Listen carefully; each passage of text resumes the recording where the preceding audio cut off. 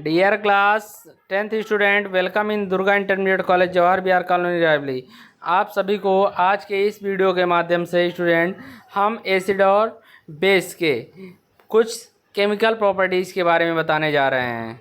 Some chemical properties of acid and base, यानी कि अम्ल तथा क्षार के रासायनिक गुण। तो अम्ल तथा क्षार के रासायनिक गुण, अगर हम अम्ल की धातु के साथ अपक्रिया कराएंगे, किसी भी अम्ल की अगर हम धातु के साथ अपक्रिया कराएंगे तो सदैव उसमें लवण और हाइड्रोजन गैस प्राप्त होगी। एक तो पहला हमारा एक सॉल्ट प्राप्त हो जाएगा, दूसरा हाइड्रोजन गैस निकल जाती है। जैसे यहाँ पर दिखाया गया है कि 2HCl प्लस Zn। तो 2HCl ये क्या है, आपका हाइड्रोजन क्लोराइड है, और हाइड्रोजन क्लोराइड कह लो चाहे हाइड्रोक्लोरिक अम्ल कह लो। हाइड्रोक्लोरिक अम्ल है, इसकी अपक्रिया जिंक धातु के साथ कराते हैं। हाइड्रोक्लोरिक अम्ल है, इसकी अपक्रिया हम जिंक धातु के साथ कराते हैं तो जिंक क्लोराइड लवण के रूप में प्राप्त होता है और हाइड्रोजन गैस बाहर निकल जाती है। ये आप फर्स्ट ईयर में हाइड्रोजन गैस बनाने की विधि भी पढ़ोगे आप। तो ये क्या हो गया आपका, जब किसी भी हाइड्रोक्लोरिक अम्ल को जिंक धातु के साथ, किसी भी धातु या जिंक धातु के साथ अपक्रिया कराए तो जिंक क्लोराइड के रूप में एक लवण प्राप्त होता है तथा हाइड्रोजन गैस बाहर निकल जाती है। हाइड्रोजन गैस क्या होती है, बाहर निकल जाती है। तो ये आपका अम्ल की क्षार के धातु के साथ अपक्रिया कराए तो प्राप्त होता है। अब हम बात करेंगे कि क्षार के साथ में अगर कराते हैं तो किसी भी क्षार की अगर धातु के साथ अपक्रिया कराते हैं तब पर भी लवण प्राप्त होगा और हाइड्रोजन गैस ही प्राप्त होगा। आपका लवण प्राप्त होंगे और हाइड्रोजन गैस निकलेगी। यानी जैसे सोडियम हाइड्रोक्साइड की अपक्रिया जिंक धातु के साथ करा दिया हमने, सोडियम हाइड्रोक्साइड की जिंक धातु के साथ अपक्रिया करा दिया तो आपका सोडियम जिंकेट प्राप्त होगा और हाइड्रोजन गैस निकल जाती है। सोडियम जिंकेट प्राप्त होगा, हाइड्रोजन गैस निकल जाती है। स्टूडेंट, आपके दिमाग में आ रहा होगा हम कैसे लिखेंगे, अब ध्यान दीजिएगा। हेडिंग डालोगे अम्ल की धातु के साथ अपक्रिया, अम्ल की धातु के साथ अपक्रिया, उसे लिखोगे जब हाइड्रोक्लोरिक अम्ल को जिंक धातु के साथ अपक्रिया कराई जाती है, हाइड्रोक्लोरिक अम्ल की जिंक धातु के साथ अपक्रिया कराई जाती है तो जिंक क्लोराइड तथा हाइड्रोजन गैस प्राप्त होती है। जिंक क्लोराइड तथा हाइड्रोजन गैस प्राप्त होती है। और इसके बाद ये reaction 2HCl plus Zn gives ZnCl2 plus H2, hydrogen gas arrow ऊपर को बन जाएगा। फिर नेक्स्ट डालोगे क्षार की धातु के साथ अपक्रिया, क्षार की धातु के साथ अपक्रिया, तो इसमें लिखोगे जब किसी क्षार की अपक्रिया धातु के साथ कराते हैं तो जब किसी क्षार की अपक्रिया धातु के साथ कराते हैं तो धात्विक लवण प्राप्त होता तथा हाइड्रोजन गैस मुक्त होती है। धात्विक लवण प्राप्त होता तथा हाइड्रोजन गैस मुक्त होती है। तो वहाँ पर आपके रिएक्शन लिखना है 2NaOH plus Zn, 2NaOH plus Zn gives Na2 ZnO2 plus H2। Na2 ZnO2 जो है इसे सोडियम जिंकेट कहा जाता है। इसे क्या कहा जाता है स्टूडेंट, सोडियम जिंकेट कहा जाता है। नेक्स्ट स्लाइड में आप देखेंगे अम्ल की धातु कार्बोनेट के साथ अपक्रिया। हेडिंग डालेंगे अम्ल की धातु कार्बोनेट के साथ अपक्रिया, अम्ल की धातु कार्बोनेट के साथ अपक्रिया।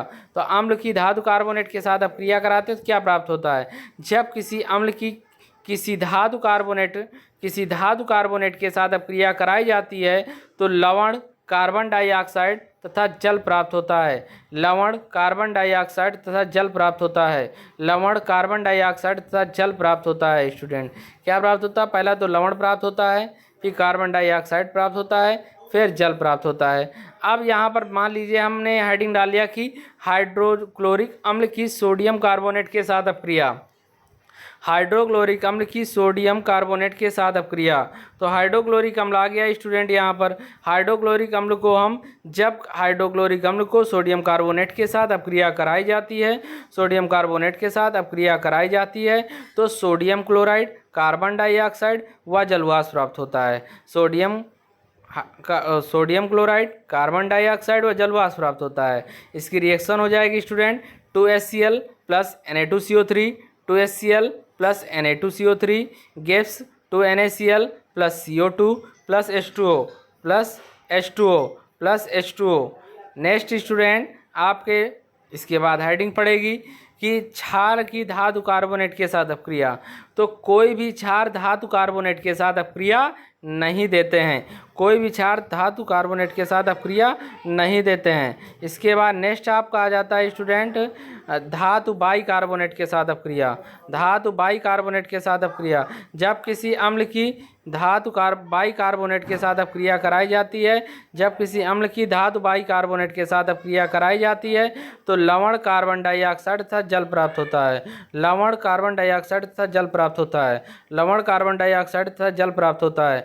यानी कि अगर हम यहाँ पर कह दें कि हाइड्रोक्लोरिक अम्ल को सोडियम बाई कार्बोनेट के साथ हाइड्रोक्लोरिक अम्ल को सोडियम बाई कार्बोनेट के साथ अपक्रिया कराई जाती है तो सोडियम क्लोराइड कार्बन डाइऑक्साइड तथा जलवाष्प प्राप्त होता है। सोडियम क्लोराइड कार्बन डाइऑक्साइड तथा जलवाष्प प्राप्त होता है। इसकी रिएक्शन हो जाएगी student HCl plus NaHCO3 HCl plus NaHCO3 gives NaCl plus CO2 plus H2O।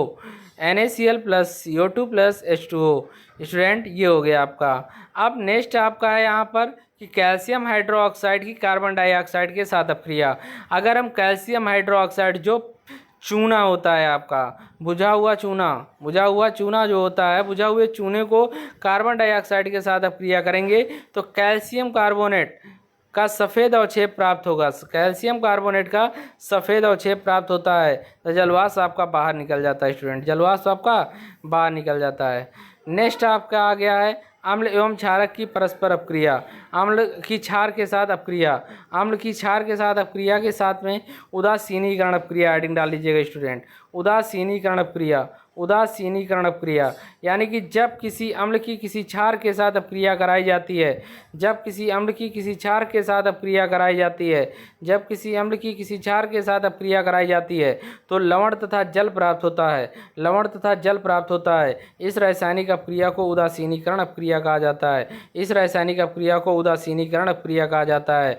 For example NaOH plus HCl NaOH plus HCl gives NaCl plus H2O NaCl plus H2O NaCl plus H2O। Next है student कि आपका जैसे यहाँ पर दिया है cuprous chloride को hydrochloric अम्ल के साथ अपक्रिया कराई जाती तो क्यूप्रिक क्लोराइड तथा जलवाष्प प्राप्त होता है। यानी CO plus 2HCl gives CuCl2 plus CuCl2 plus H2O student. फिर इसके बाद है अधात्विक ऑक्साइड की क्षार के साथ अपक्रिया। यानी जब कार्बन डाइऑक्साइड की हम कैल्शियम हाइड्रोक्साइड के साथ अपक्रिया कराएंगे तो कैल्शियम कार्बोनेट और जलवाष्प प्राप्त होता है। कैल्शियम कार्बोनेट और जलवाष्प प्राप्त होता है स्टूडेंट। इसी के साथ में अम्ल और क्षार के रासायनिक गुण आपके समाप्त हो जाते हैं। It's sufficient today. Thank you class. Next video में कुछ नया लेके मिलेंगे। Thank you.